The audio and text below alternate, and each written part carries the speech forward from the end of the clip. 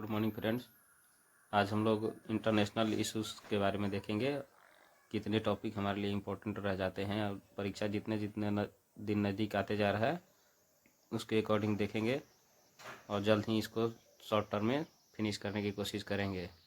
तो आज का हमारा पहला टॉपिक है भारत सरकार और म्यांमार सरकार के बीच जो अभी सुरक्षा मुद्दे को लेकर तनाव चल रहा है उसके लिए देखते हैं। तो भारत सरकार ने म्यांमार सीमा पर सुरक्षा को बढ़ाने के लिए लगभग 1643 किलोमीटर लंबी बाड़ लगाने की योजना की घोषणा की है। इसकी योजना की घोषणा इसलिए किया गया है कि वहाँ पर मणिपुर और मिजोरम का जो बॉर्डर है म्यांमार सीमा से लगता है, वहाँ पर जातीय हिंसा देखने को मिल रही है जो दो मुख्यतः जनजातियों जैसे मैती और कुकी जनजाति के बीच में हो रहा है। देख लेते हैं थोड़ी सी शॉर्ट टर्म में कि मैती कौन है। मैती एक जनजाति है जो तिब्बतन बर्मन संस्कृति से बिलोंग करती है और ये इसमें बहुसंख्यक लोग हिंदू धर्म को प्रैक्टिस करते हैं तथा इसमें थोड़ी सी जनजाति सनमाही धर्म और ईसाई और इस्लाम धर्म की को भी मानने वाले लोग हैं। कुकी जनजाति है। कुकी जनजातियों में मैक्सिमम लोग ईसाई धर्म को मानते हैं। भारत और म्यांमार के बीच में फ्री मूवमेंट रिजीम जो भारत सरकार द्वारा पहले से जारी किया गया था इसको अब समाप्त किया गया है। इसको समाप्त करने के पीछे फ्री मूवमेंट रिजीम को लेकर, क्योंकि ये जो उग्रवादी हैं जो म्यांमार सीमा से भारत के बीच में आ जाते हैं और जातीय हिंसा फैलाने का काम कर रहे हैं, इसलिए सरकार ने इसको बंद करने का सुझाव दिया है और बंद करने की कोशिश कर रही है।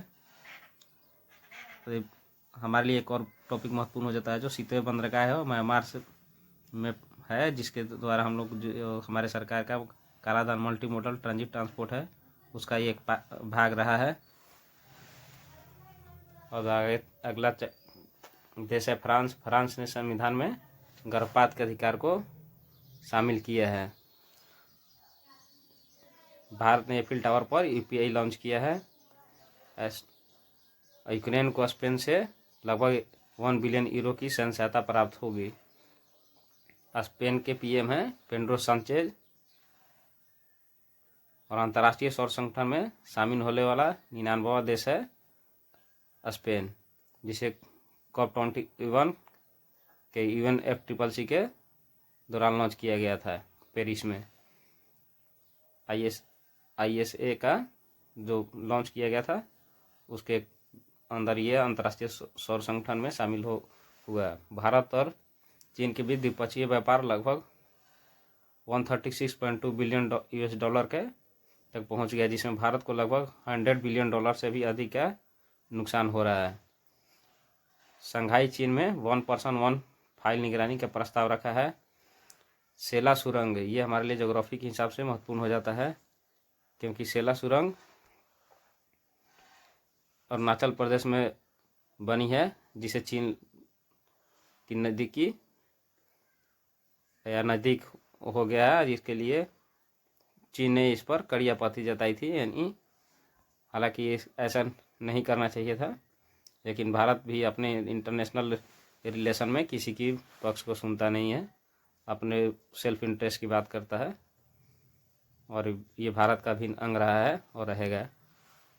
तो इसमें टोंकिन की खाड़ी है जो चीन और वियतनाम के बीच में तनाव का कारण बन जाए, जिसे बेबू की खाड़ी भी बोला जाता है, जो साउथ चाइना सी में स्थित है।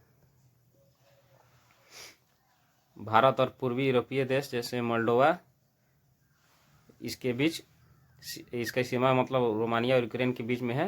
ये एक लैंडलॉक कंट्री है और ये पिछली बार एग्जाम में पूछ भी चुका है, डायरेक्ट नहीं, उसमें यूपीएससी में एग्जाम में पूछा था 2024 में कि यूक्रेन की सीमा किन किन देशों से लगती है, जिसमें मोल्डोवा और रोमानिया भी था। तो इस पर गौर करने की है कि बीपीएससी कभी कभी डायरेक्ट क्वेश्चन इससे उठाकर पूछ देता है यूपीएससी से।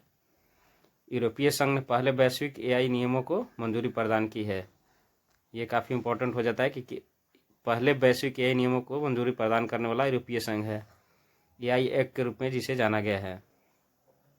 जोखिम आधारित दृष्टिकोण का पालन करता है और शेंगेन वीज़ा वो वीज़ा है जो 29 यूरोपीय देश जारी करते हैं, जिसमें से कोई भी अदर कंट्री का लोग जो यूरोपीय यूनियन के सदस्य नहीं हैं उसमें वीज़ा लेते हैं, और जिससे उनको एक देश की वीज़ा लेने यानी संगन वीज़ा लेने पर पूरे 29 देशों में, यूरोपीय देशों में घूमने की आज़ादी मिलती है। यूरोपीय यूनियन में टोटल 27 देश हैं, जिसका मुख्यालय ब्रुसेल्स का बेल्जियम में स्थित है। ये भी डायरेक्ट क्वेश्चन पूछ देता है कभी कभी, इसको ध्यान रखने की चाहिए। भारत और यूरोपियन यूनियन के बीच इलेक्ट्रिक वाहनों की बैटरी और रिसाइकलिंग पर समझौता किया गया है।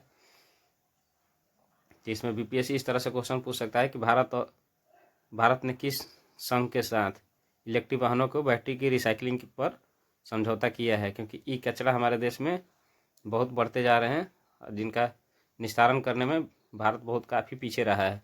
ओनली 6 to 10% ही ई वेस्ट का रिसाइकलिंग इंडिया में किया जाता है, जो लगभग 90% से एबव इलेक्ट्रॉनिक कचरे हैं वो हमारे इन्वायरमेंट की किसी न किसी में डंप कर दिए जाते हैं, जैसे सी हो गया, रिवर हो गए सॉरी कोई मैदान हो गया, उसमें फील्ड में इसको डंप किया जाता है, जिससे इलेक्ट्रॉनिक कचरे काफ़ी बढ़ते जा रहे हैं।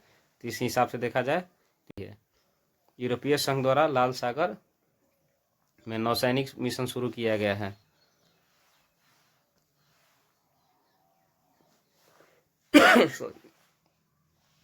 यमन के हैती विद्रोहियों के विरुद्ध है, क्योंकि अब इंग्लैंड के 2 नौसैनिकों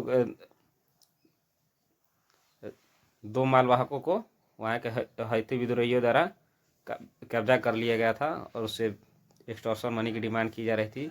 इसको देखते हुए यूरोपीय संघ ने इस मिशन को शुरू किया है,